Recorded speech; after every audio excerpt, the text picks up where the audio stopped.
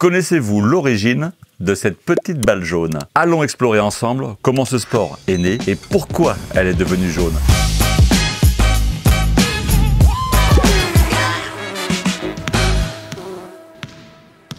Avant d'utiliser cette balle jaune, ce sport avait une longue histoire qui a commencé en France. Très populaire parmi la noblesse française, il s'agissait du jeu de paume, ancêtre du tennis. On dit même que Henri II fut le plus grand joueur de l'histoire et que Louis X doit sa mort au jeu de paume. Après un exténuement de joute, il alla se rafraîchir dans la cave de son château en buvant de l'eau très froide et contracta une pneumonie qui le tua quelques jours plus tard. Faut pas boire d'eau froide après le sport, mais ça Louis, il ne le savait pas. Les racines du tennis remontent au XIIe siècle en France, où le jeu de paume était pratiqué. À l'origine, ce jeu se jouait avec la paume de la main et une balle en cuir. Au XVIe siècle, la première raquette fut inventée avec un cordage en boyau de mouton, ce qui rendait le jeu moins douloureux pour les mains. Le jeu de paume devint même le jeu des rois de France au XVIe siècle. François Ier, Henri II, Charles IX, Henri IV y jouaient et en étaient des spécialistes. Elle était pas belle la vie de roi?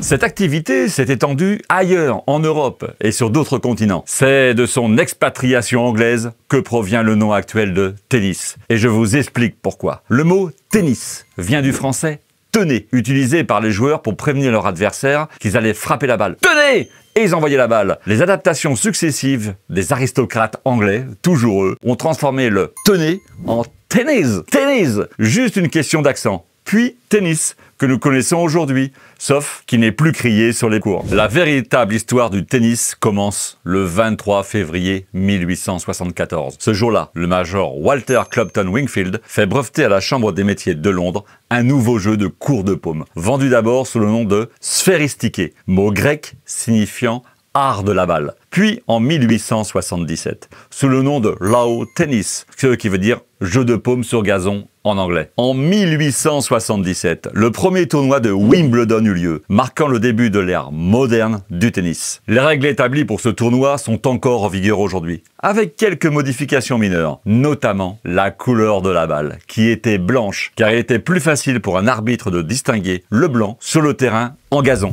Les premières balles étaient faites de cuir et remplies de laine, ou voire même de cheveux. Au 19e siècle, les balles en caoutchouc furent introduites, offrant une meilleure durabilité et un rebond plus régulier. En 1968, le tennis entre dans l'ère Open, marqué par la mise en place des 4 tournois du Grand Chelem que vous connaissez, et devient une vedette à la télévision. Mais il y avait un problème. Les joueurs, les balles, les lignes sont tous en blanc. Et sur le petit écran, il est bien difficile de distinguer les uns des autres. D'autant que plusieurs pays diffusent encore en noir et blanc à la télévision. En 1972, l'International Tennis Federation, ITF, a officiellement adopté le jaune comme couleur pour les balles de tennis dans les tournois professionnels. Cette décision a été prise pour améliorer la visibilité des balles pour les joueurs, les spectateurs dans les stades et bien sûr les téléspectateurs à domicile devant leur télévision. Depuis lors, le jaune est devenu la couleur standard pour les balles de tennis à tel point qu'il est difficile d'imaginer aujourd'hui une balle de tennis d'une autre couleur que le jaune. Les diffuseurs télévisuels proposent alors à la Fédération internationale de tennis la couleur jaune fluo, aussi appelée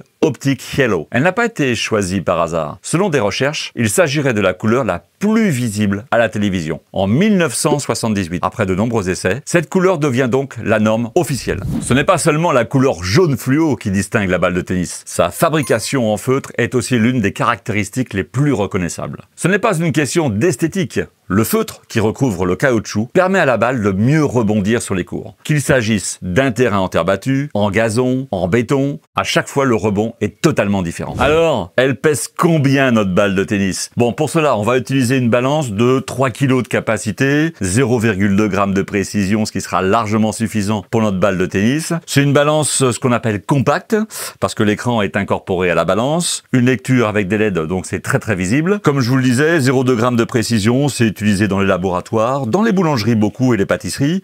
Plateau inox entièrement, hop, on peut l'enlever, le nettoyer, c'est quand même plus facile. Et ensuite, 3 touches, marche-arrêt, tard et pesage. Il y a une batterie interne, 40 heures d'autonomie et un chargeur. Alors, maintenant, le but, c'est quand même de peser la balle. Alors, cette balle,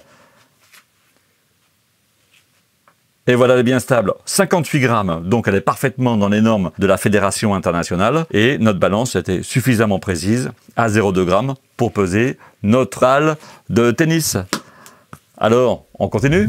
Les balles de tennis sont fabriquées avec un noyau en caoutchouc recouvert de feutre. Selon le type de balle, il y en a 3. Chaque type est lié au revêtement des terrains: gazon, béton et terre battue. Son diamètre est compris entre 6,54 cm et 6,86 cm. Son poids entre 56 et 59,4 grammes. La hauteur du rebond. On lâche la balle à une hauteur de 2,54 m et on mesure la hauteur du premier rebond. La norme ITF est de 135 à 147 cm de hauteur. Les balles de tennis professionnelles sont conçues pour supporter des vitesses incroyables. La vitesse de la balle de l'Américain John Isner lors de la Coupe Davis 2016 a atteint 253 km/h. Depuis 1988, le tennis est un sport olympique, réintroduit aux Jeux Olympiques de Séoul après une absence de 64 ans. Cette inclusion a renforcé la popularité du tennis et attirer de nouveaux adeptes. Le tennis compte aujourd'hui des millions de pratiquants dans le monde. La Fédération internationale de tennis estime qu'il y a environ 87 millions de joueurs actifs. Le tennis,